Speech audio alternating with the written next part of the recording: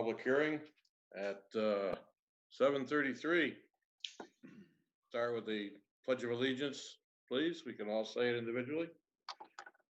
I pledge allegiance to the flag of the United States of America and to the republic for which it stands, one nation, under God, indivisible, with liberty and justice for all.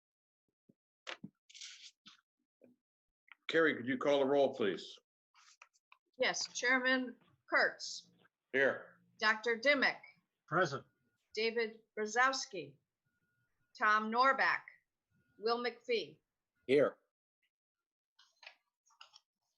We have a quorum. Yay.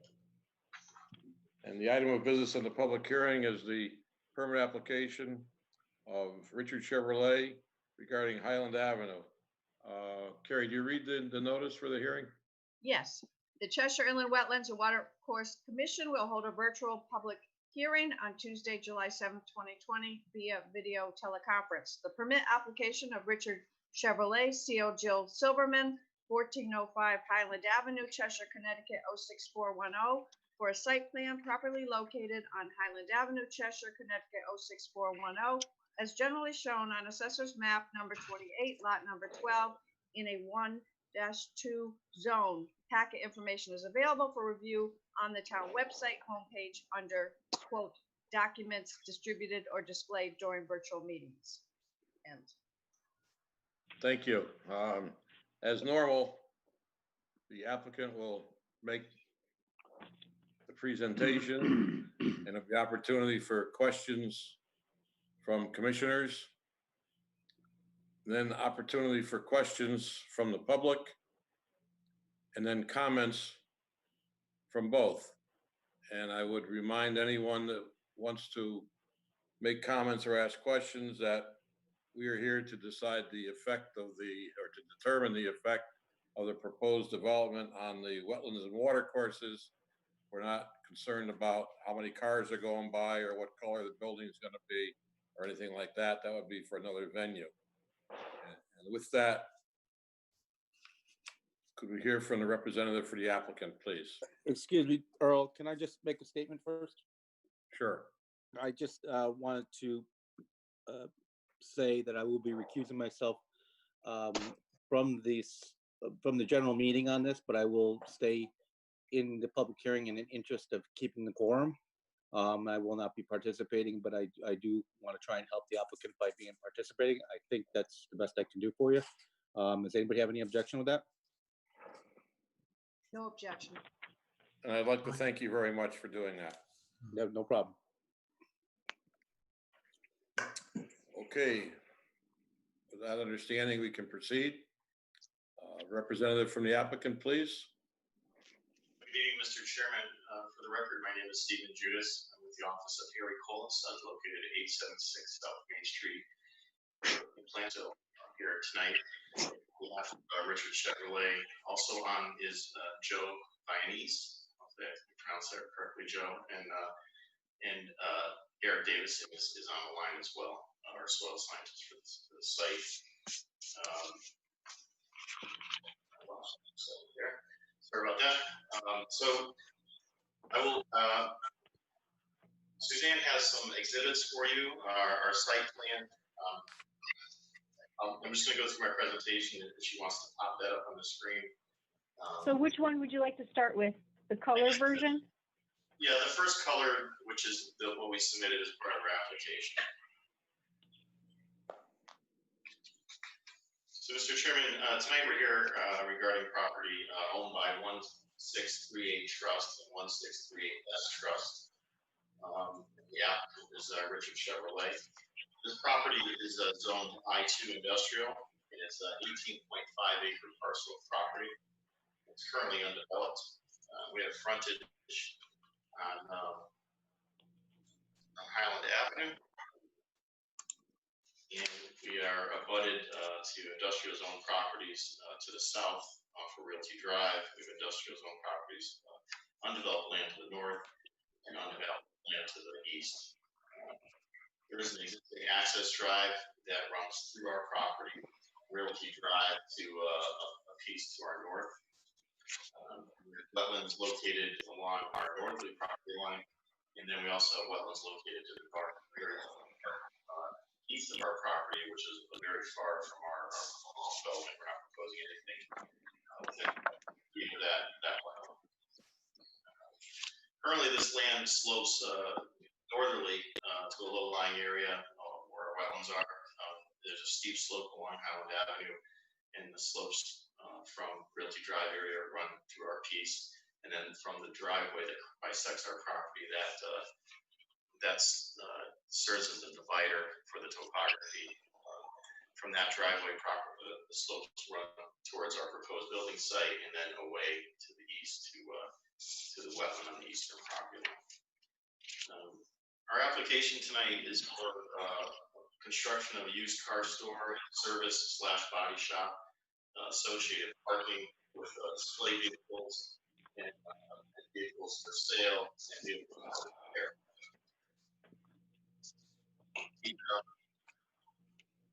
But I'm going to go through the proposal, and then I'll ask Eric Davison to comment on the wetlands, and then we'll talk about the alternatives that I submitted. And at that time, I'll ask Suzanne to post those bills as well.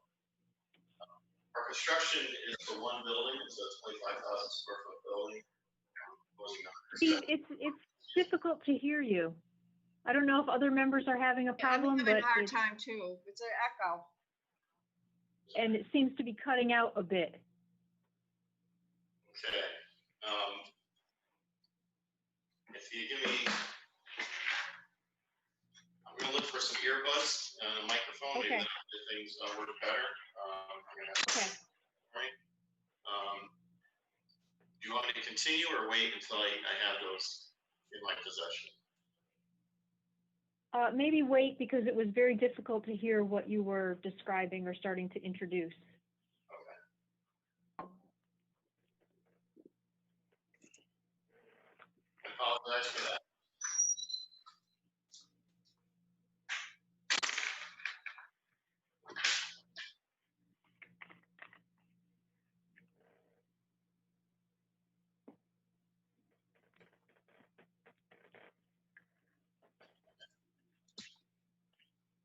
Can you hear me now?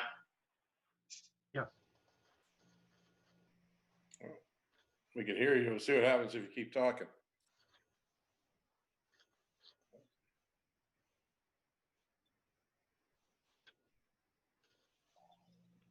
Yeah, so can you hear me now?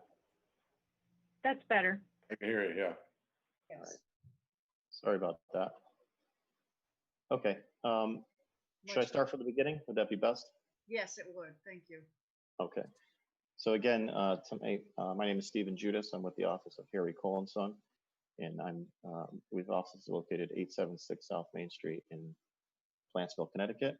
I'm here tonight on behalf of the applicant, Richard Chevrolet, and the owner of the property is 1638 Trust and 1638S Trust. This property is known as Parcel 28. I'm sorry, Map 28, Parcel 12, Highland Avenue. It's Connecticut Route 10. It's an I-2 industrial zone property, and it's 18.5 acres. Currently, this property is undeveloped, and it has frontage on Highland Avenue to the west. It's abutted by undeveloped industrial property to the north, and we have undeveloped industrial property to the east, and then Realty Drive industrial developed property to our south. The site is wooded currently. Topography on the site generally flows towards our wetland along our northern property line. The topography along Highland Avenue descends steeply towards the wetland area, but the general grades from the south and the east are moderately sloped.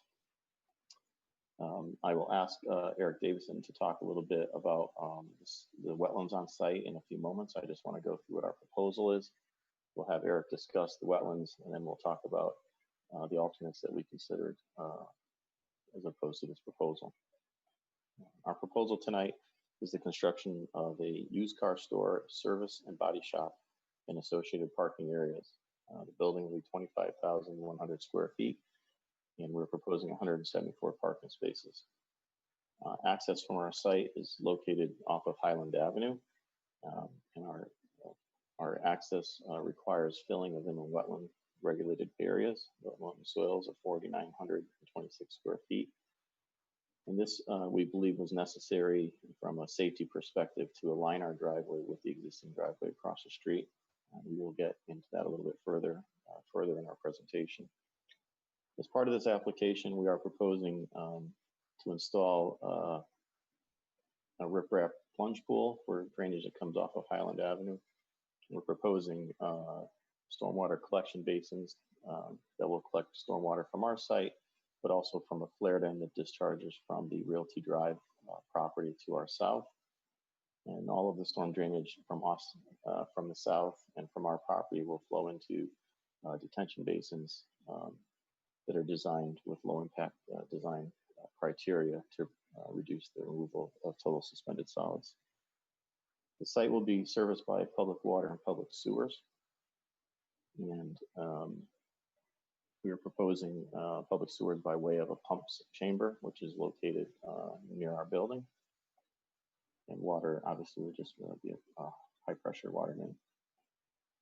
The grading on site is minimal. We have very flat grades. We have we don't have a lot of underground drainage facilities. We're proposing sheet runoff and swales to manage most of our water, and that will provide clean water to the receiving wetland areas. The property has around the perimeter of the site has low impact design features such as pretreatment filter strips at the edges of all the parking areas. We have grass swales. We have very shallow detention basins. These basins are 1 foot to 2 foot deep, but they're very large area. They provide a lot of filtration and a lot of storage throughout the property. We've done test pits on the site, which indicate very sandy soils. We anticipate percolation throughout the property when it comes to our storm water runoff. For mitigation for our wetland impacts, we're proposing habitat enhancement areas. They're identified on this map by the 2 lighter green areas. Approximately 10,000 square feet of habitat enhancement area is proposed as opposed to wetland creation. And I will let Eric explain a little bit more about that when he does his portion of the presentation. We did receive comments from the engineering department yesterday. We did try to incorporate some of those changes into this plan that you see before you.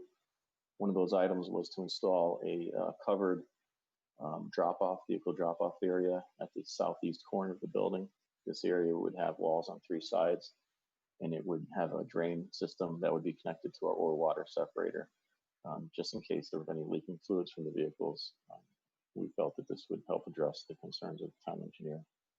A few other comments from the town engineer was to raise the berms around the detention basins, which we will be making those changes as well.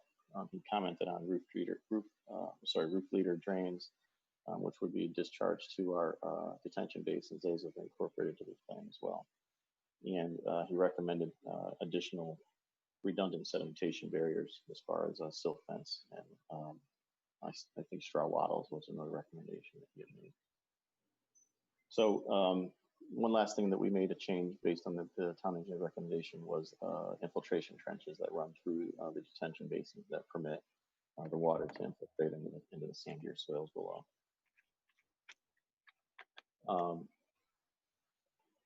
If I can have Eric now talk a little bit about his findings on the wetlands on site and our reasons for suggesting habitat enhancement areas, that would be great. And then we'll talk about the alternatives that we considered for our design. Eric, are you there? Yeah, I am. Can everybody hear me okay? Yes. Yes. Yes. Hi, my name is Eric Davison. I'm a professional wetland scientist and a registered soil scientist. We've firstly delineated the wetlands on the property, as you see here. There's actually 3 wetland areas. There's one large wetland all the way to the east of the site, which is on the east side of the access drive, basically parallel the end of Realty Drive. It's far removed from the project area actually in a different watershed, so we didn't really address it in our report or assessment, but we did delineate it. It's basically a wetland that's bordering Honey Pot Brook. But the wetland you see here on the plans in front of you is the wetland that's obviously in the project area. There's another little section of this wetland as the property boundary turns to the north, and it kind of continues through the property that's just to the northeast. But obviously the primary area you see here is runs from Highland Avenue. There's a discharge pipe at Highland Avenue. It takes road runoff and discharges it into this wetland system, and then the water basically flows into this long, broad wetland that's right along the property boundary. Water settles into the center of the wetland and infiltrates. In my report, you'll see this was kind of a unique situation. Most of what you see here that's been delineated is not technically wetlands. It's basically a combination of a wetland and what we would call an intermittent water body. The state regulations you're probably familiar with incorporate language for what they call an intermittent water course. And that's basically a flowing channel with a defined bank, and has several other features, and it carries flow but may not have wetland soils. And basically they included that type of feature into the regulations to preserve natural drainage features that may not qualify as wetland soils, what we call poorly drained or very poorly drained soils. In this case, only a small portion of this overall wetland area actually has wetland soils. In other words, a high groundwater, seasonal high groundwater component. And that's the area that's sort of in the northwest corner. You can see on this map, there's a few topographic lines that show the lowest portions of the wetland. Those are the areas that really do have wetland soils, and there's sort of pockets scattered throughout that have wetland soils, but a large portion of this area is what we would call an intermittent water body. And basically, the regulations allow for you to identify a feature that meets the same similar criteria to an intermittent water course, but that the water just doesn't flow through its channel. But if it has a defined bank, if it has evidence of flow that's longer than the duration of a storm event, and if it has hydrophytic vegetation, if it has all of those criteria, you can map it as what's called an intermittent water body. So that's what we did in this case. It's a conservative mapping to account for the fact that this area receives a lot of runoff. It's the low point on the landscape, and with the addition of the runoff from Highland Avenue, it receives a lot of stormwater runoff. So it essentially acts like a large rain garden or a large infiltration basin, where a lot of it just isn't wet, but for days after a large storm event, it's going to capture and store water and infiltrate it back into the ground. So in terms of wetland mitigation, as Steve mentioned, we have this impact in order to access the site of roughly just under 5,000 square feet. Most of that area that's impacted qualifies as what I had discussed as an intermittent water body. It's sort of the upper swale that feeds this wetland. The impact area also includes the current culvert outlet, which is, that area doesn't have a lot of overall value. It's highly disturbed. It's a splash pad that probably DOT constructed years ago. It's in poor condition. It's scoured. The stone is gone, and there's a lot of just debris and sediment in there. So that disturbance area where the outlet's going to be reconfigured is already highly disturbed. And then where the driveway actually crosses the wetland, that's sort of a low swale. Again, that feeds the overall wetland.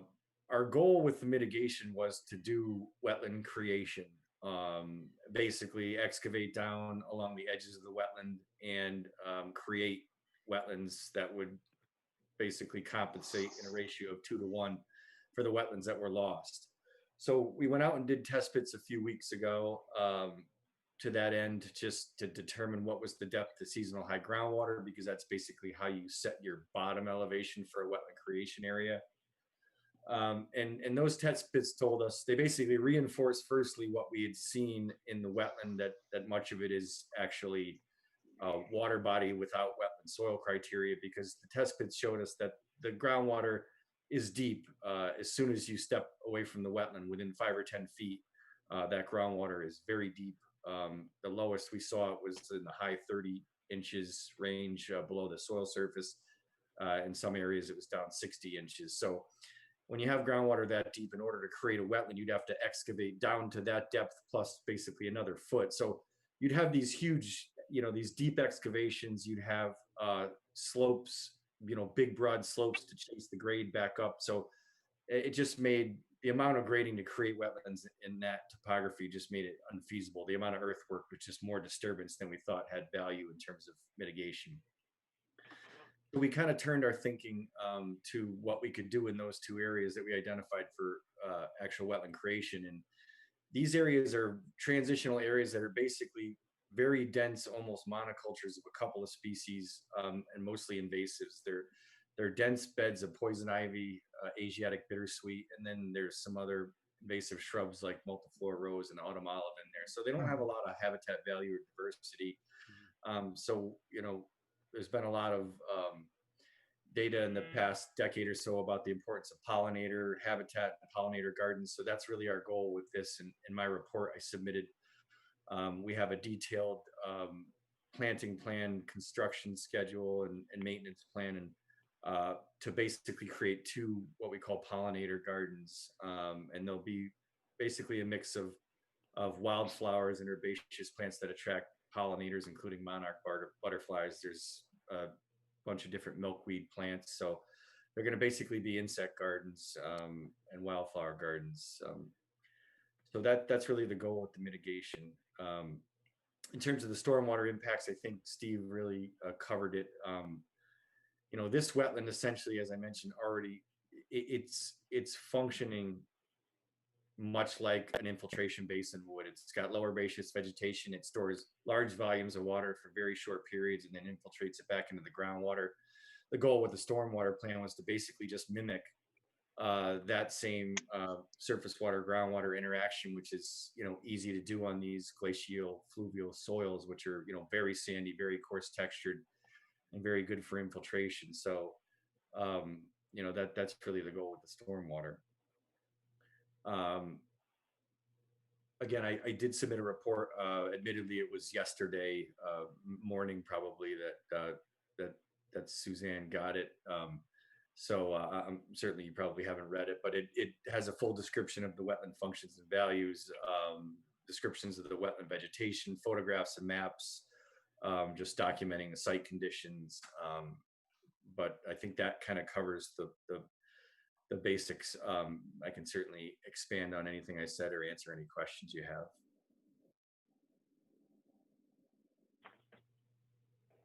Mr. Davidson, I have not yet seen that particular report, which you say was sent a little bit late. Could you summarize that portion of the mapped wetland watercourse that will be filled, what its present functions and values are? Yeah, so that's, most of that area is transitional, and they are not wetland soils. In other words, they are not poorly drained soils. I understand that part, yes. Yeah. So it's a transition zone. It did, to me, it did meet the water body criteria. In other words, you could see a rack line, sort of a high water line during extreme storms where the water would pool there. It does get there's a little bit of groundwater breakout, although that's limited just because you don't get a lot of groundwater discharge in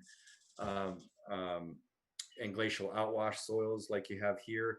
So during extreme high groundwater conditions, you're getting a little bit of groundwater breakout, but it's basically a storage area. When that culvert discharges and we get really heavy rains, water can back up into that, sort of those first few contours as you get up to the edge of that wetland area. The vegetation's pretty standard. It's a lot of silky dogwood. There's some sedge, dense sedge growth and rush growth.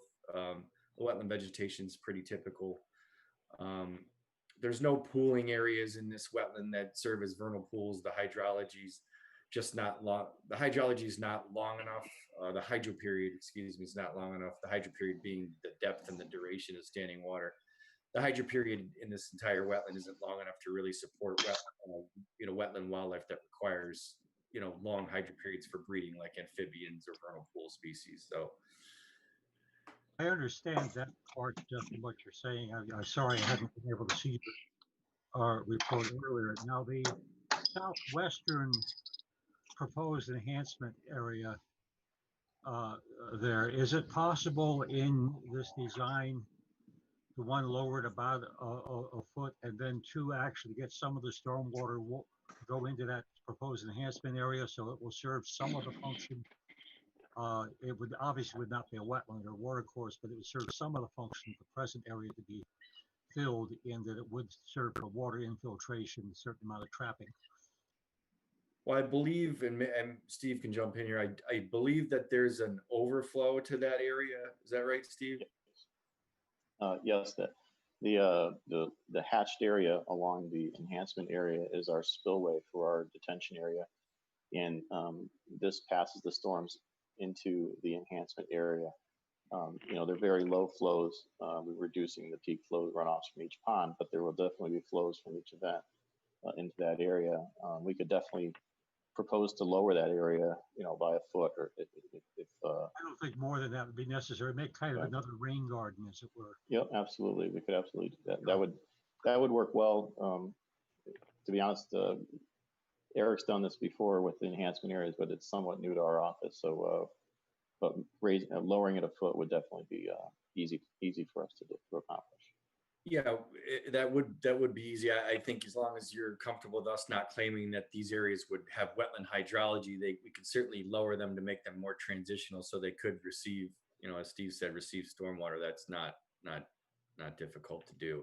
I realize you can't achieve the impossible, but you're trying to look at replacing function, actual function, rather than trying to create new wetland. I had similar problems in some of these outwash areas where I could not restore wetland, and you do what you can. Sure. Yeah, we would be happy to do that on both of them if you thought that was an improvement.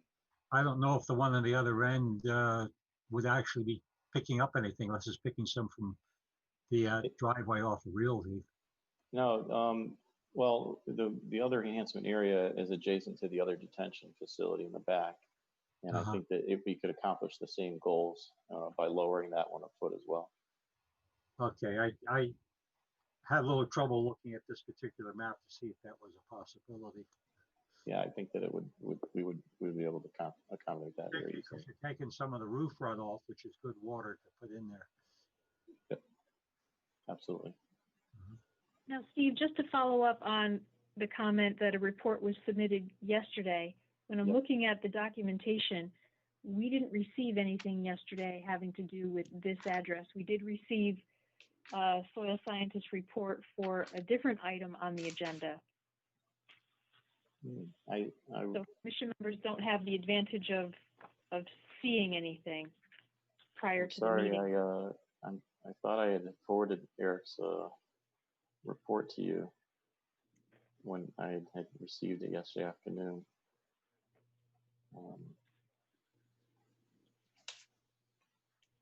I'll have to, obviously, I can forward it now, but you'll need time to digest it. I apologize for that misstep. Right. Okay. I think it makes a great deal of difference in terms of how we look at this. So I totally agree with you. Paperwork, and it wasn't in there. So. Okay. I will get that over to Suzanne, and she'll be able to forward it to you. Obviously, it's not something that you can digest tonight, but I want you to at least have it as soon as possible. Okay. Okay. Thank you. All right. So as part of it, if you're done with Eric, I'll get into the alternates and why we're proposing this impact, if that's okay with you, Mr. Chairman. It's okay by me. Any more questions of Eric? Go right ahead. So, Suzanne, maybe as part of, I think at the last meeting when we initially proposed this application, there was a question about access to Realty Drive. Attorney Hirschman, who is on the call with us today, had submitted a legal opinion. We had done some title search work on this property, and the title company and Attorney Hirschman believe that we don't legally have the right to use the access on Realty Drive, and that's the reason for our proposed submittal as is. We did, obviously, when we started this, though, we knew that this wasn't the most desirable proposal, and we tried to look at other alternatives, but I did submit to Suzanne a summary of our alternates. And if you, Suzanne, maybe you can go to alternate number 2. This alternate, our proposed application, if I can just back up for a second, proposes a driveway opposite an existing driveway across the street. And from a traffic and safety perspective, we felt that this was the best alternative. It did create some wetland impact for us, but we thought, comparing the other options, that this was still the best alternative to present before the commission. And it was our hope that the commission would agree with our reasoning. However, we understand that the commission has to look at alternates and what we considered and why we proposed this. So we did prepare alternate number 2.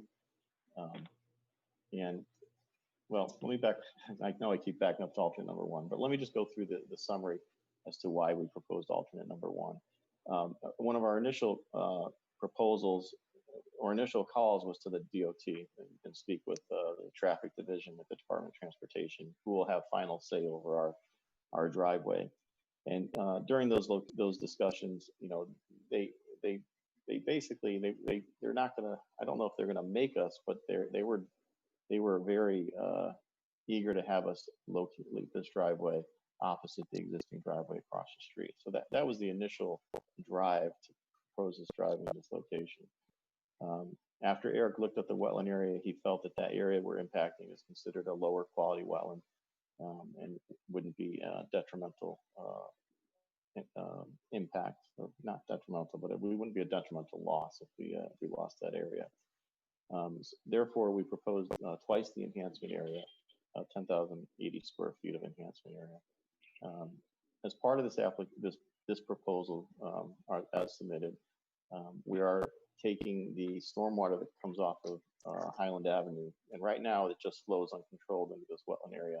We are going to pick it up with a manhole and a flared end, and we're going to divert that into a plunge pool. So there will be some treatment of the water that is coming off of Highland Avenue before it gets into this wetland area. And we also felt that this plan with the slopes would provide long-term maintenance, would be easy, and there wouldn't be any prohibitive future impacts to the wetlands, maintaining the slopes and the areas around the wetland. And the most important option or consideration was that it was the safest location from a traffic turning movement perspective.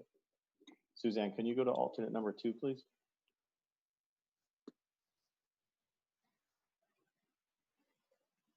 Alternate number 2 is very similar to alternate number 1. There you go. The drive location, again, is in the location that we feel is the best. It's opposite the driveway across the street. This, again, was preferred by the Department of Transportation. The wetland impact is lower. This area has approximately 3,000 square feet of wetland impact, as opposed to the 4,900 that we're proposing on all the submitted alternate number 1. However, this does not provide the treatment for the stormwater off of Highland Avenue, and we were concerned about the long-term impact of maintaining the retaining wall in that area. We felt that at time that would need to be maintained or replaced, and there may be future impacts to wetlands with this plan. So this was one of the alternates, but we felt that our proposal was a better plan. Suzanne, can you go to alternate number 3, please? Alternate number 3, again, was an attempt to alleviate all wetland direct regulated area impacts. This was least desirable option for the Department of Transportation. However, as I said, there are no direct wetland impacts. It doesn't provide any treatment for the current drainage on Highland Avenue that comes into the wetland area. And our biggest issue with this is just the turning movements between this driveway and the driveway across the street and the next driveway to the south poses somewhat of a safety concern for traffic, and we just felt that safety was our biggest reason. I didn't want to come here and ask for a fill, but we felt from a safety perspective that our alternate number one was the best alternative. So those are the alternates we considered. The reason that we're not connecting to Realty Drive is outlined in Mr. Hirschman's letter, which I believe that I hope that the commission does have, and that was the reason that we went this route. Does the commission have any questions for me regarding the alternates to Eric that we proposed? Actually, in our regulations, safety is one of the things we are supposed to consider in weighing the things. So it's a valid point. Okay. It's something that we don't take lightly. I don't,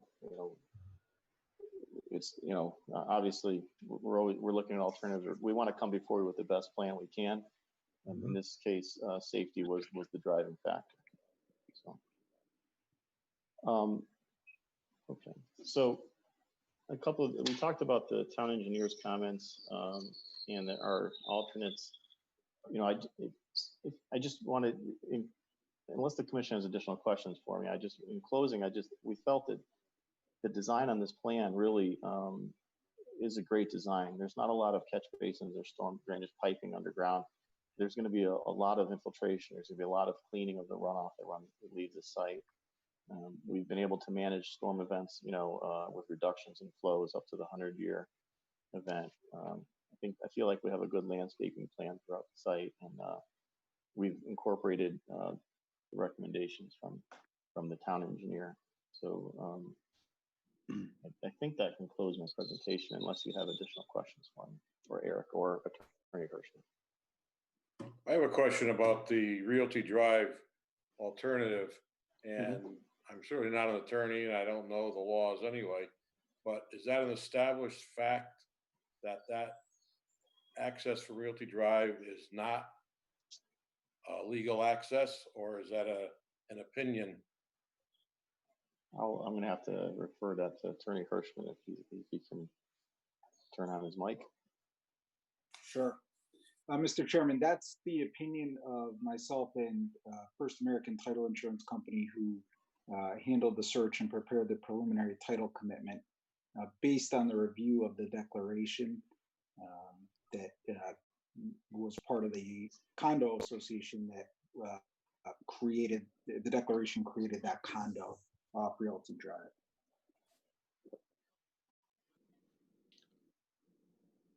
Okay, do you think we need verification of that in order to rule that out as an alternative? I'm asking a question. I'm not trying to make a point. I'm just asking. Well, I can tell you that 3 attorneys at First American Title reviewed this with me and came to this conclusion. We came to it together. Could there be a different opinion? There certainly could be, but it's our opinion that the deeded access is not there currently through the easement. Attorney Hirschman, I'm not sure, but didn't the property owner also agree with that assessment? I think there was some discussion along that regard as well with their attorney. I don't want to speak for their attorney, but Okay. I can say that their attorney certainly understood our reasoning as to why we think that it is not there. I ask out of curiosity, why at one time it was thought there was an access?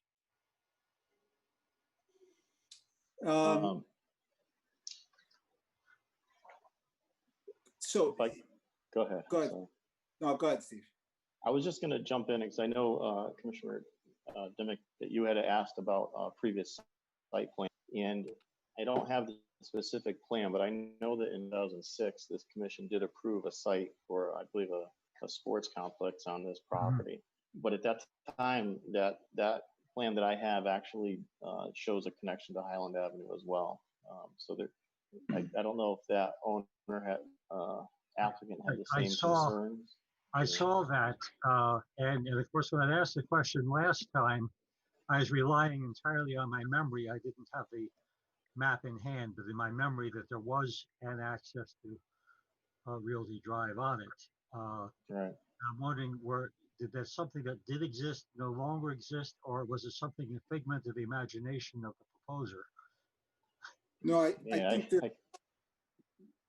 there was something that was recorded on the land records, and that was, for lack of a better word, cleaned up, I guess, with an attempt to deed additional easements between the parties.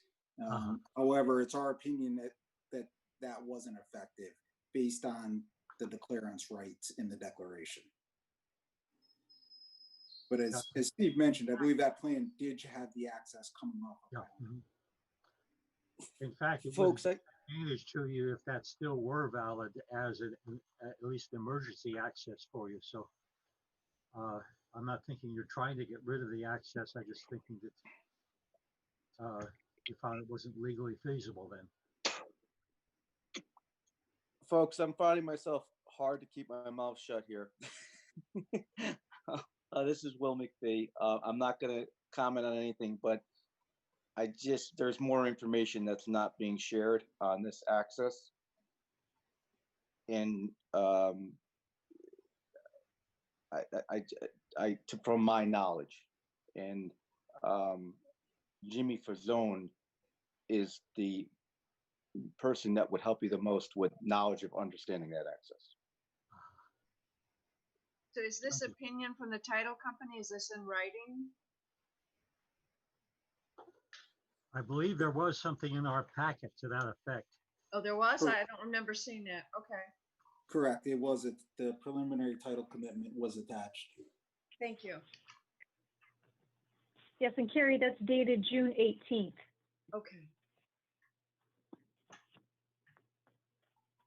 So, Mr. Chairman, our attempt was just to, our position, Attorney Hirschman did the research, and we proposed the alternatives. I don't know all the history of this property or what was, I just know that the plans that I've seen. But that's why we did propose alternatives. If the commission, regardless, we'll be proposing a connection to Highland Avenue, I think is the way that. Well, certainly understandable. I was just wondering if the alternative of coming off Realty Drive may not be the most feasible or the most desirable way. But I think with that question and some other questions that we have, we probably need to get some answers. And we may need to have our town attorney speak to a couple people and on that particular issue. And we need information from you to digest. But this will be just one of a couple of questions that I think we still have. Okay. That, not having seen this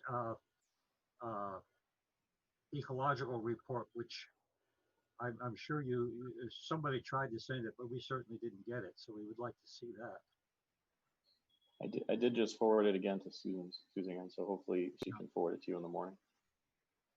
So I'm not, again, we understand that there will be additional questions, and we're not here to push for a closure of the public hearing. We're okay leaving this open and getting some answers to your questions. That sounds good. Well, what we've heard so far has been enlightening. I certainly understand it better than we did before. So it has been of value. Thank you. Are there any other questions from the commission?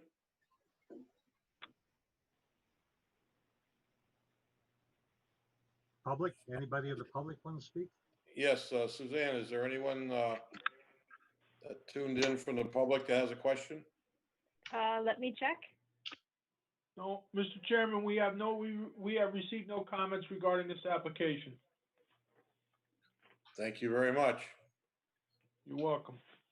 Is there any more that we have to say?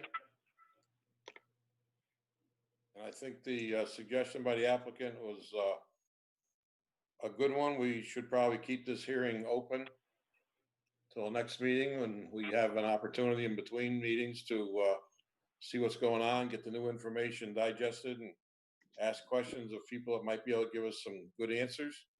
And we'll take it up at our So- next meeting in July. All right, so we will, I've forwarded the report. I'll check with Suzanne in the morning, make sure that she has it.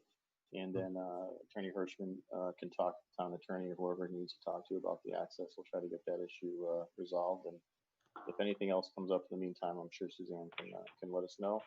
And we will complete our revisions regarding the town engineer's comments as well. So we'll have those taken care of at your next meeting. Is there anything else you can think of, Suzanne, that they should do between now and the next meeting? No, I think that covers everything that's been discussed. Okay. Any further Thank you. comments? Any further questions? Just thank you for your time and consideration tonight.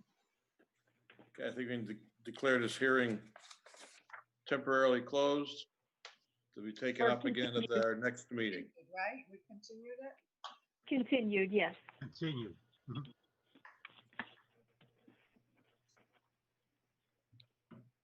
Okay, we are done. This meeting is concluded. Yes, it will be continued to July 21st. Thank you. Should we go to our regular meeting? Yes. Okay. We're already here. We're all, We have yeah, a quorum. same people that were here for the public hearing are still here. Good. Mhm. Okay, we don't need a roll call. We have a quorum. We can entertain a motion to approve the minutes. And We've got Mr. Chairman, copies this that is Dr. to approve the minutes of June 16th. Okay, and we had a hearing there too, right? Yes, We had a hearing and the regular meeting. correct. Is there a motion? I So move- moved with the suggested corrections I sent out. I'll second it. Moved and seconded. All in favor, say aye. Aye. Aye. Those opposed? Carried unanimously by those commission members present. Communications. First communication is a notification from Bloom Energy regarding the construction of a fuel cell server, which will be located in Southington. Second is information regarding Jarvis Street application. We received the plot plan, which was emailed out to commission members. Third is a request for determination, 242 Patton Drive. The commission had asked the last meeting to have a sketch locating the proposed placement of the pool, which has been received. Fourth is the request for determination. That is the packet information that the requester had supplied. And fifth is the letter from Attorney Hirschman regarding the application for Highland Avenue, which was the subject of a public hearing tonight. Thank And you. that is it for communications. We can go right to unfinished business. Yes, First item is the permit application of Timothy McMurray on Jarvis Street. We have a draft motion and probably well, need we to talk did about it a receive little the bit. There was, information. I'm sorry, Mr. Chairman. go right ahead. Can you talk about the information that we were expecting? Yes, we did receive a revised site plan, and that was forwarded out to commission members with a color version going out this afternoon in an email. Additionally, received yesterday was a soil scientist report, which was emailed to everyone yesterday afternoon. And I can put the revised plan up on the screen. So we were talking about the establishing a committee. Do we make a motion and vote? No, there wasn't. There it is. I don't think so, right? We can just make a committee and start, the vote. picking up somebody I'm else's not sure who's conversation. speaking. If somebody can put their phone on mute, please. Whoever's having a private conversation, thank you. Okay, Mr. McMurray, do you want to discuss what this proposed plan is? Yeah, sure. So the the revisions to the plan, the last meeting, we had a couple things that need to be corrected. There was an elevation issue on the east side of the home here, the 142. That was corrected. The gabion barriers were discussed, and there was no. We had proposed, but we didn't have the actual layout and definition of the gabions, so that was corrected. There was a affected area. The question of the affected area wasn't on the drawing, so that's the affected area square footage is essentially the culvert where the drive-through goes through. And then in addition to the gabions was the location of these posts, encroachment posts.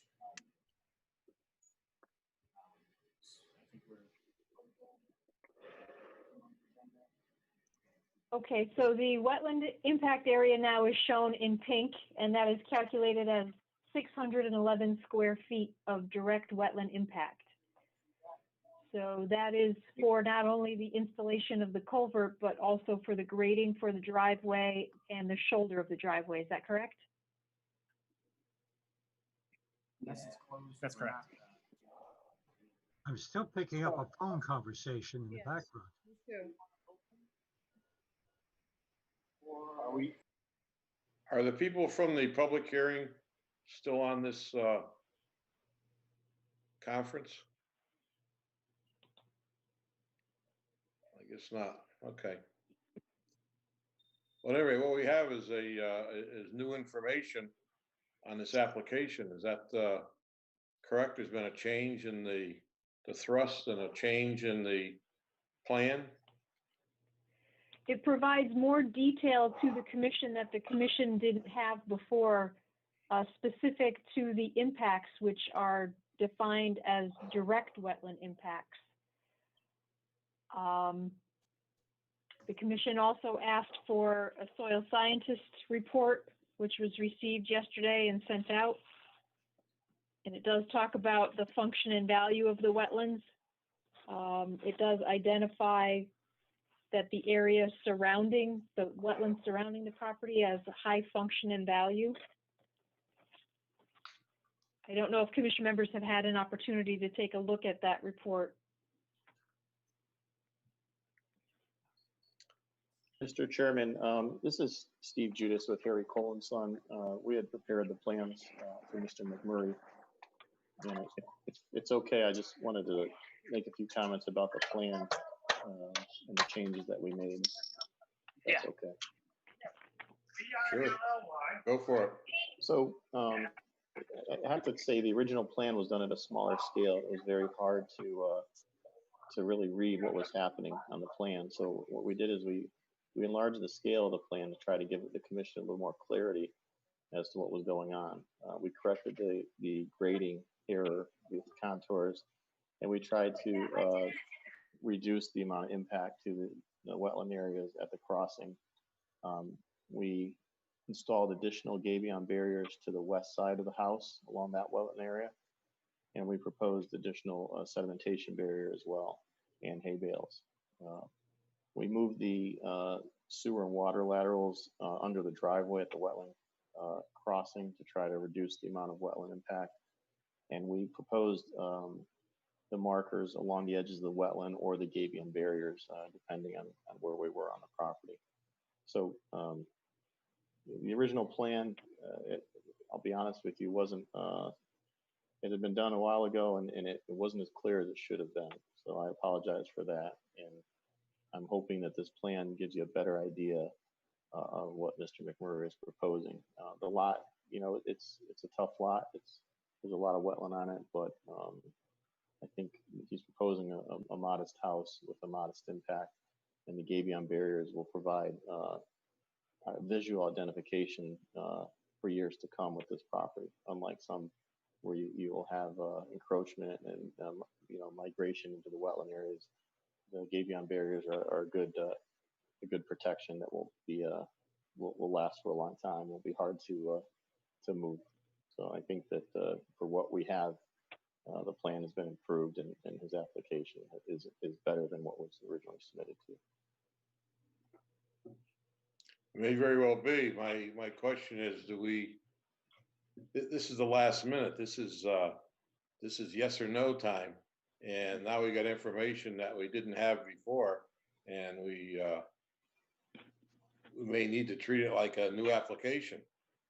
Well, I would say that we didn't change the impact. We didn't change the house location.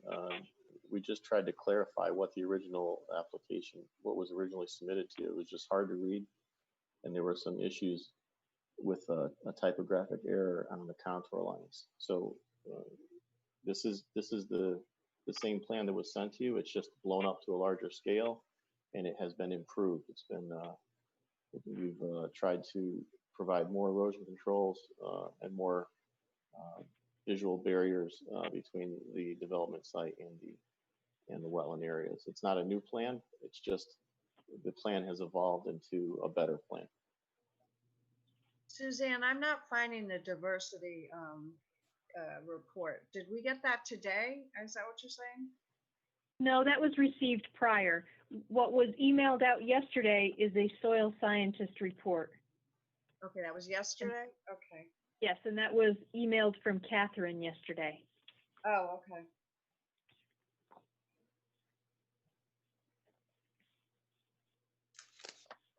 Well, it comes down to it, does the commission feel comfortable, or Suzanne, do you feel as though we've done our diligence with the information we just received, and we can make a decision to approve, or do we need to deny it and have it come back again?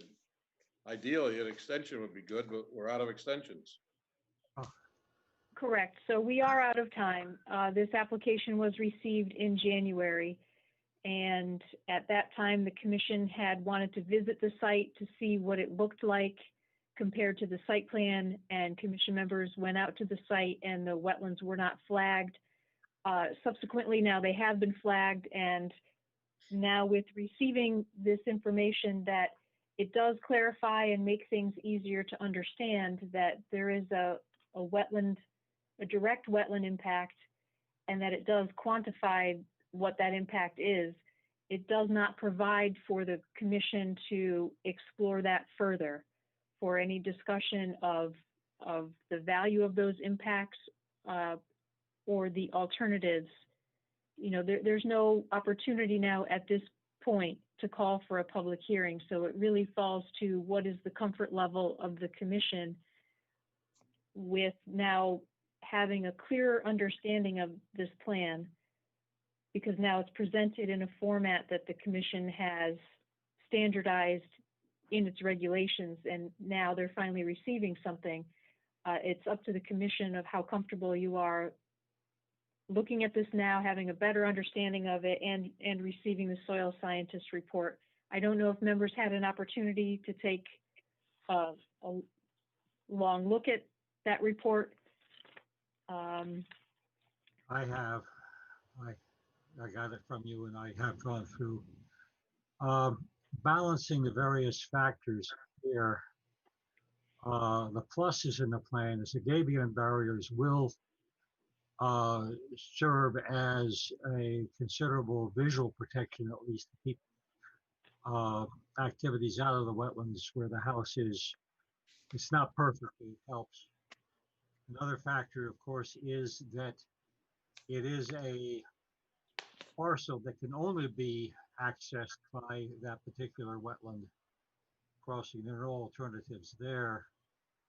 The negative factor is essentially that when you do develop it, there's no way that you can avoid the upland review area and putting a house in there, because it just is the two upland review areas from either side almost overlap in places.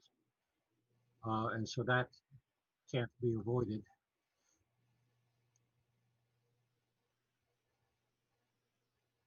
No, it may be the best we can do.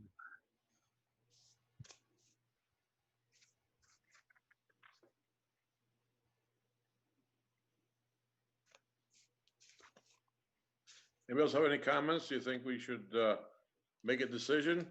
We have to make a decision one way or the other. Either we have to deny the application or approve the application, obviously. And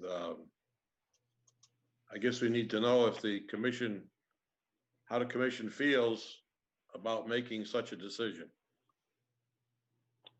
Well, to get things moving, Suzanne sent us 2 drafts, and I will put on the floor, move the staff wording for a final decision to approve the proposal as received. Is there a second to that? I'll second. Yeah, okay, go ahead. I just heard Ms. Dunn had a second to that motion. It's been moved and seconded. Is there any discussion on that motion? Mr. Chairman, would you like me to read the stipulations into the record so that Mr. McMurray, who I believe is still on the call, could hear them and he can understand then what would be expected? That would be great. Are you prepared to do all of that? Is everything written down? I am prepared to read that, yes. Okay, please go ahead. Okay, I will just jump to the stipulations and not go through the findings. So stipulation number 1, any lack of compliance with any condition or stipulation of this permit shall constitute a violation of the Cheshire Inland Wetlands and Watercourses regulations, and an enforcement order shall be issued and recorded on the land records. Number 2, no changes or modifications may be made to the plans as presented without subsequent review and approval of the Cheshire Inland Wetlands and Watercourses Commission. Number 3, no disturbance of any kind, including establishment or maintenance of lawn areas, shall be allowed beyond the wetland boundary identified in the above reference plans. Language identifying the non-encroachment area shall be placed in the deed of the property and on a map for this property filed with the Cheshire Land Records, and shall in part state no disturbance or activity of any kind other than passive recreation shall be allowed within any non-encroachment area.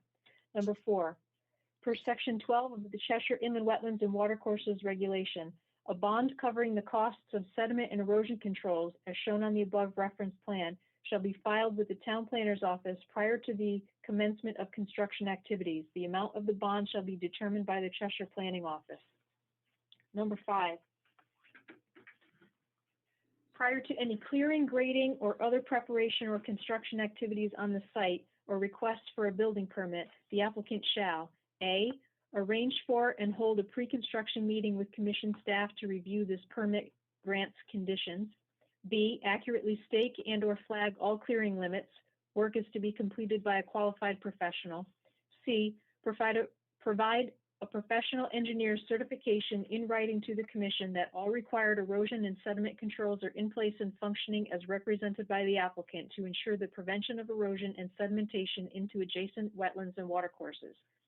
The cost of the professional engineer shall be borne by the applicant. The applicant shall also notify commission staff so that staff may inspect the site to verify that all required controls are in place. Staff may also insist on additional controls if field conditions warrant them.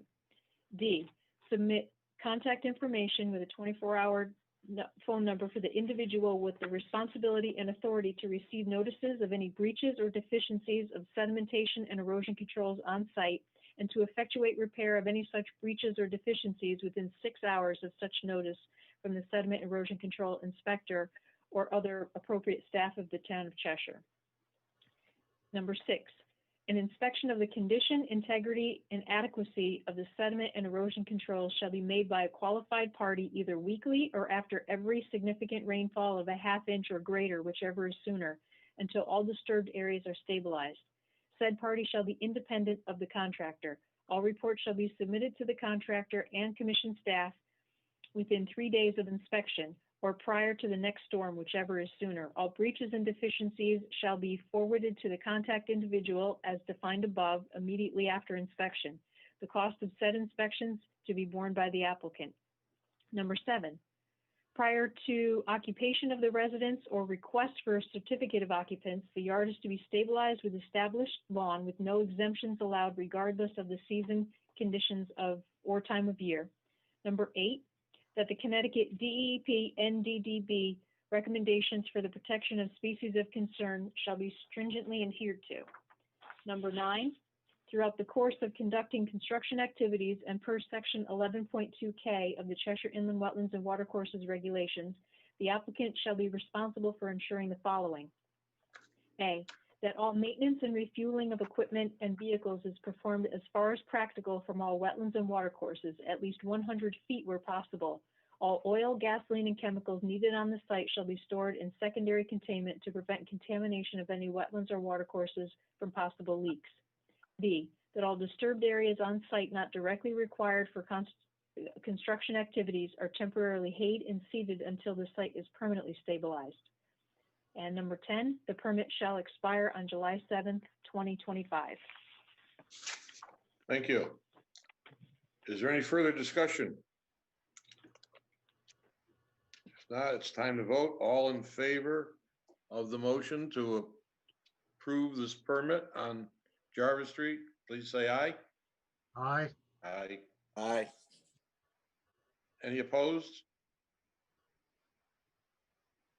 That's important. It's carried 4-0 unanimously by those commission members present. On to the next. Permit application for Lamp Realty on Hazel Drive. We do have a draft for that, correct? Yes. Yeah, okay. Staff wording.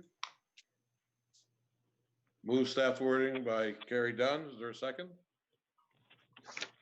I'll second. Moved and seconded. Any discussion? Mr. Chairman, would you like me to read the stipulations into the record? I guess we must in that. Yes, please. Okay. Stipulation number 1, lack of compliance with any conditions of this permit grant shall constitute a violation of the Cheshire Inland Wetlands and Watercourses regulations, and a cease and desist order or other appropriate enforcement shall be both issued and recorded on the Town of Cheshire land records. Number 2, any changes or modifications to the plans as presented will require subsequent Cheshire Inland Wetlands and Watercourses Commission review and approval. Number 3, prior to any clearing, grading, or other preparation or construction activities on the site or request for a building department, the applicant shall A, arrange for and hold a pre-construction meeting with the commission staff to review the permit grants conditions. B, accurately stake and flag all clearing limits. Work is to be completed by qualified personnel. C, provide a professional engineer certification in writing to the commission that all required sediment and erosion controls are in place and functioning as presented by the applicant to ensure the prevention of erosion and sedimentation into adjacent wetlands and watercourses. The cost of the professional engineer shall be borne by the applicant. The applicant shall also notify commission staff so that staff may inspect the site to verify that all required controls are in place. Staff may insist on additional controls if field conditions warrant them. D, submit contact information with a 24-hour number for the individual with the responsibility and authority to receive notices of any breaches or deficiencies of sedimentation or erosion controls on the site, and to effectuate repair of any such breaches or deficiencies within 6 hours of such notice from the sediment and erosion control inspector or other appropriate staff of the Town of Cheshire. Number 4, per section 12 of the Cheshire Inland Wetlands and Watercourses regulations, and I need to make a change to this. A bond covering the cost of the sediment and erosion controls on the above reference plan shall be filed with the town planner's office prior to the commencement of clearing and installation activities. The amount of the bond shall be calculated by the planning office. Yes, we'll just leave it at that, to be calculated by the planning office. Number 5, an inspection of the condition, integrity, and adequacy of the sedimentation and erosion controls shall be made by a qualified party on a regular basis, either weekly or every significant rainfall of a half-inch or greater, whichever is sooner, until all disturbed areas are stabilized. Said party shall be independent of the contractor. All reports shall be submitted to the contractor and commission staff either within 3 days of inspection or prior to the next storm event, whichever is sooner. All breaches or deficiencies shall be forwarded to the contact individual as defined below immediately after inspection. The cost of said inspection shall be borne by the applicant. Number 6, any maintenance or refueling of equipment and vehicles shall be performed at least 100 feet from all wetlands and watercourses. Oil, gasoline, and chemicals needed at the site shall be stored in secondary containment to prevent contamination of any wetlands or watercourses from possible leaks. Any and all leaks or other discharges of oil, gasoline, or chemicals on the ground shall be reported immediately both to the Cheshire Planning Office and the Connecticut Department of Environmental Protection. And stipulation number 7, this permit shall expire July 7th, 2025. Okay, thank you. Is there any discussion on the motion? I do, Earl. I expressed some concern about this application back at the public hearing, and although the applicant is probably correct in the legal state, they did not have to provide a alternative. I never got the answer I was looking for, and as to was it possible, and it sure looked possible based on the information provided for them to get out of the upland review area entirely. So I'm not in favor of this this application. I have concerns for the use of the and what could possibly be going into the wetlands, and the greater the buffer would have been a better system, in my opinion, and thought that we could do better. I don't know where that's going to lead this application, because I know this forum is tight tonight. So that's my opinion. Well, I share your thoughts, but there was some attempt at an answer. There was an email July 1st, right, which talked about about the building location and the elevation and why that was selected. Yes. So this was a conversation that I had with the applicant's attorney as a follow-up to the meeting and in my preparation for reviewing the file to create the draft. So we did have a conversation which clarified the point as to why the buildings were proposed in the location that they are proposed. And I did provide a copy of that email to commission members so that there could be review of this as to the reasoning behind the locations. He does identify that the proposed location balances out the cut and fills. They talk about the detriment that would have been caused if they moved them to other areas, that there would have been problems with shifting the buildings relative to the elevation. Yeah, Will, did you get a copy of that? Shifting the buildings and parking to the west would necessitate higher slopes down to the wetlands and more cut and fill earthwork. Yeah, I got a copy of that, and I did read it. I guess I'm just wish I had the opportunity to see that explained to me on a map, because I was not following it on the contours as well as what they were glossing over it, if you will. And I'm not always the best at reading those, but I wish somebody was there to explain it to me, and they kind of, to be quite honest, brushed us off. So it's after the fact. Would you like me to put it on the screen now? If you could, it might help. I mean, the right water detention, if I remember correctly, on that screen, on that map, could have been simply pushed up out of the upland review area with some slight changes to what I thought was basically landscaping, and maybe even design of the parking lot. It wasn't actually a moving of the building. Perhaps the lower left would be something that's a little bit harder to do because of the contours, and I understand that. And I say that I'm looking at the topical map as west being north, west being up. But do you have it? I am trying. Yes, okay. So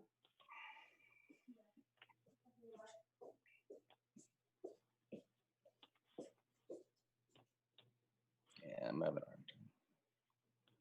Okay. So in their comment, they talk about if the building was to be relocated, shifting the building and the parking lot to the west would necessitate higher slopes down to the wetlands and more cut and fill work.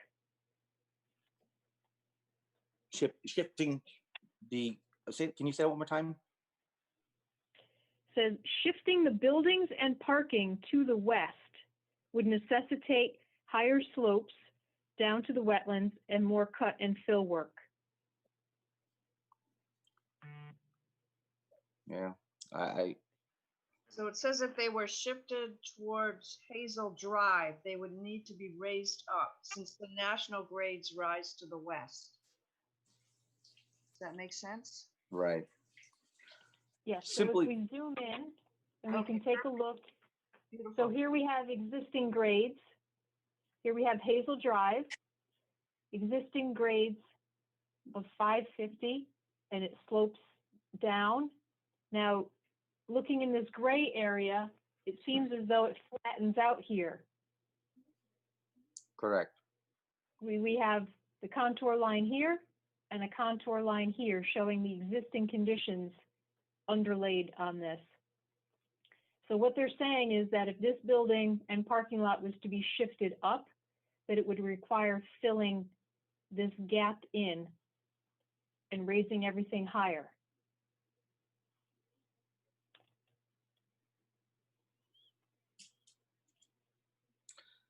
Okay, I mean, I wasn't looking at the buildings, folks. I was simply looking at the contours of the, Suzanne, if you go to the lower right of the map at the detention basin for the water collection there.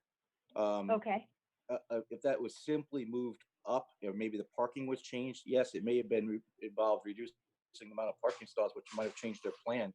But there's sure something that could have been designed in the parking lot to get out of the upland review areas. All I was trying to, that's where I was looking at.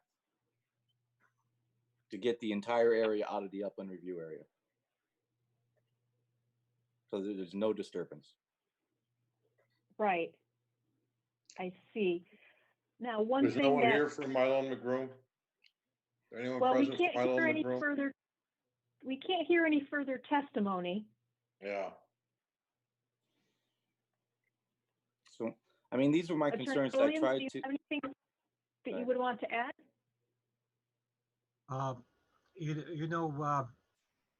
Carrie and I both attended wetlands workshops put on by various attorneys, etc.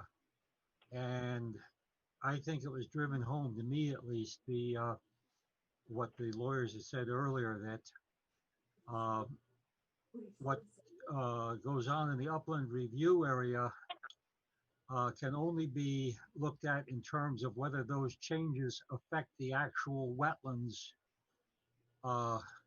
directly one way or another. That if you make a change in the upland review area that does not have a potential or a more probable than not impact on the wetlands, there's very little one can do other than suggestions. And Will, in looking at this plan, and in the bold, you see the proposed contour lines, that they propose to bring it down to 526 as opposed to the existing 530, and then raise it back up again as it gets close to the wetlands. Or, you know, raise it to 530, and then it slowly drops down again. But this is to capture the flow so that it's not continuing to sheet over the pavement area and just discharging directly into the pond, because that's the situation that is currently going on out there, that there's no ability to capture the stormwater. So while this does show that there's an impact in the upland review area, by the contour lines, it indicates that it would be an overall benefit and protection to the wetlands, thereby reducing any long-term wetland impact. are you saying the higher it is, the less effective it is? Leaving the grade as is, if they were to, well, they do demonstrate that they're not able to really accommodate what they need to do and shift everything up, that it would create further difficulties with the grade. But this shows that with the descending grade, there's an ability to capture the water instead of letting it flow directly out into the wetlands.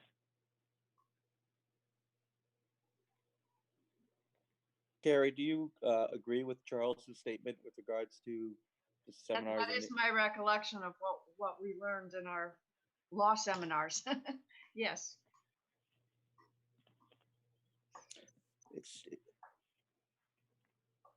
one of those things. They if it was handled differently, I probably would have no problem with it. But it's just bothersome to me. And I understand with the proposed plan that they have put in front of us, they can't do it, but they could have changed the plan or come back to us when times could have been changed. But I don't know. I'll defer to Charles and Carrie on this and agree to approve it. I think either way, you're entitled to a better explanation. I think it has to do with, the engineer would have to say it, but I think, like Suzanne was saying, the closer that is to the wetland, the more effective it is to prevent the sheet flow going into the pond. So that's a benefit. It requires, using the upland review area, but to put it higher would not be as effective in reducing the sheet flow to the pond, which would mean more contamination for the pond. And I'm not an engineer, so I could be messing it all up, but I'm thinking an explanation on that subject would have been not only appropriate, but courteous. Agreed. That's neither here nor there. And yeah. I'm not looking to get the commission in trouble, and if that's how the law reads, it's not something in our jurisdiction, that if we don't feel that it's going, and I don't think it's going to directly impact the wetlands. I was just, I guess, trying to do the best we could possibly do for the wetlands by getting them out of the upland review area. But if that is not our legal purview to protect, then I guess maybe I'm being over concerned here, but I just would have liked a better explanation from the get-go. Yeah, well, part of that was in something called the Avalon Bay case. If you read the full transcript of the Avalon Bay legal case, you'll find my name in it somewhere. Not that I'm a lawyer. I was just an innocent party that was testifying. You know this law. all right. Is there any further discussion? Shall we proceed to a vote? Yeah. All in favor of the motion, please say aye. Aye. Aye. All those opposed? Motion is carried. 4-0, unanimously approved by those commission members present. Thank you. Thank you all. Next, we have the request for determination, Michael Iezzi, I don't know if I'm pronouncing the name, on Patton Drive for an above-ground pool. Yes, sir. Are we, okay. We are, we have some more Mr. Chairman, pictures and the commission- information, right? Yeah. Okay. Yes, the commission had asked for a sketch locating where the pool is proposed to go relative to wetlands, and that information was provided. I can put it up on the screen. Thank you.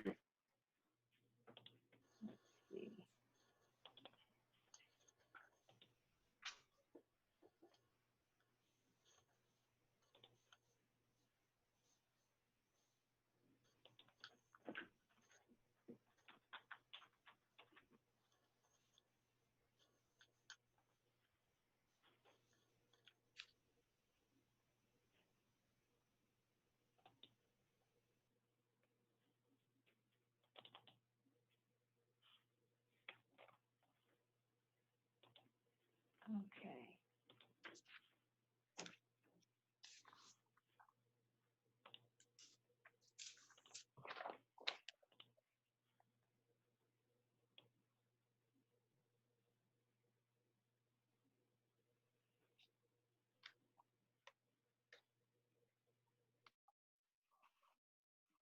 Okay, this is taking me a minute here.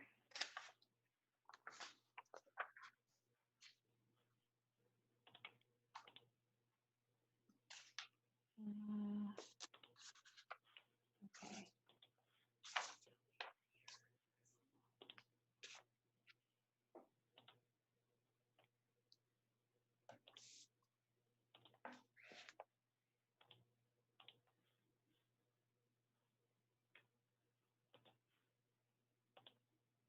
Okay.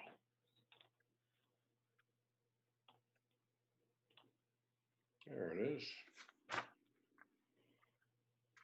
Now, while this depiction of the parcel does not show the upland review area, the entire area in question is located within the upland review area. That's about 50 feet, I think, was measured. It's 50 feet from Correct. the edge of the house in this direction, yes.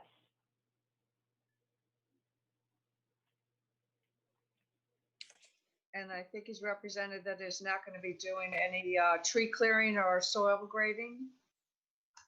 Is that right? That is correct. Thank you. I just want to clarify, the statement says it's behind the garage. Is it really, it's to the northwest of the garage? Is that, looks like in the open area, right? No, that's behind my house. So where the AC is, that's the front of my house, and the 34 is the garage area, and then behind that is my backyard. Oh, So your driveway is coming off another road. I got you. Correct. Okay, thank you. I was looking at that incorrectly. Thank you.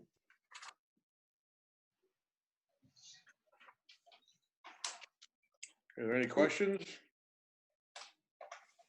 Do we have the information we were looking for? looks like we do. I think Is it's, there a motion as to determination?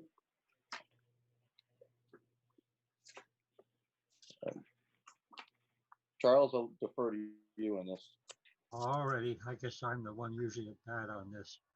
I move that the proposed activity has absolutely no significant impact on the adjacent wetlands and therefore should be declared de minimis and not need a permit. I'll Thank you. Is there second a that. second? I'll second it. Is that Will has seconded it? Yep. Okay. Any discussion? Nope. All those in favor, please say aye. Aye. Aye. Opposed? Motion is carried by all those commission members present. Thank you very much. Very much Hey. appreciated. Okay, next is the permanent application of Richard Chevrolet, which is public hearing held tonight and continued till the next meeting. Are there any comments on this particular application, or we said it all? I think we wait till we get more information at the next public hearing before we make any comments, in my opinion. Sounds good. Next. Permanent after the fact application from Ed Barnett. And we do have Move staff a wording. motion, right? Moved by Carrie Yes, there Dunn. is. Is there a second? I'll second it. Second by Will McPhee. Any discussion? No, looks good. All those in favor of the motion, please say aye. Aye. Aye. Opposed? Carried unanimously by those commission members present, 4-0. Can I just bring Thank up you. one thing? Just You one thing. certainly may. In the wording, Suzanne wrote, no warranty or representation that the landing and stairs meet building code or requirements, just so that we're real clear about that. Yes, thank you. Oh, I forgot that. Did you want to read the stipulation, Suzanne, or will you? all I said set. that was a little different. I just thought we should emphasize that. Well, Yes. yes, Items, stipulations 1 and 2 are the standard ones that basically, number 1 says that if you're in conflict with the permit, that you'll be issued a cease and desist. And second is that no changes or modifications can be made without review and approval of the Wetlands Commission. And the third stipulation is the only one that differs from our usual language, and that indicates what Carrie had just mentioned, that no warranty or representation that the landing and stairs meet building code or requirements. And number 4, this permit shall expire on July 7th, 2025. thank you. We already Thank you. voted, we all know what it says. Yeah. All right. Now, just so I don't skip a page like last time, there's no new business on my piece of paper. Correct. No new Is there business. anything else to come before the commission this evening? No. Well, thank you. Attorney Fazone, thank you very much for being here. The Oh, first yeah, time I it heard was, you at a meeting, you didn't say one word. it was entertaining. I enjoyed it. Thank you. Thank you. Okay. All right, I guess we can declare this meeting adjourned at 9:05. We did very well. Excellent. You. Thank you, We're folks. getting all. more and more efficient.